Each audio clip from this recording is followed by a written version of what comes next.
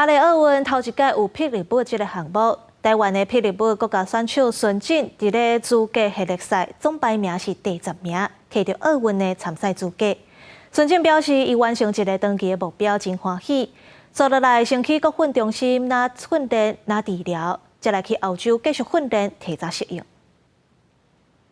对布达佩斯坐长途飞行机返来台湾，孙静看起来并无忝的型，伊对家己会当变做奥运霹雳舞第一个摕到资格的台湾选手，就是真欢喜。其实一直以来都还是会有点质疑，说自己到底有没有那个能力啊？因为毕竟 battle 嘛，就是音乐会出什么，然后对手的状态其实都太难讲。那所以其实这次真的很幸运可以拿到这张奥运门票，就也开心。创造历史嘛，然后希望到巴黎一样，圈内人还有所有我们这片土地上的观众都能支持他。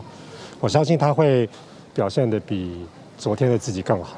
对小区的内定跳到奥运，孙静是好好完成家己长期设的目标。过程有偌辛苦，伊家己和教练苏志平上清楚。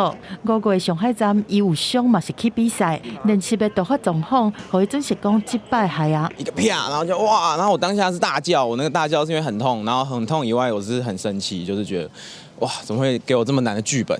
这个这太困难了吧？但还好，就是我们马上就想办法处理。孙静讲，倒脚筋大的伤势，目前嘛是阁真酸，角度袂当伤大，会先返来台湾训练，拿治疗，拿训练。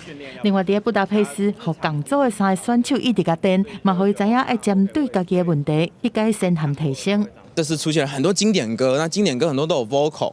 然后跟我同组的 Jeffro， 他就是美国选手，他可以完全把歌词跳出来，就是要很客观的去看，才会知道说自己要怎么针对接下来做训练。虽然去过巴黎真侪摆，但是孙静讲一定会和伊较早对巴黎的想法真无同，家己是真期待。另外，比奥运资格赛时阵压力是真大，即嘛比奥运心态会较轻松。伊讲都是去跳就对啊，感受历史和舞台。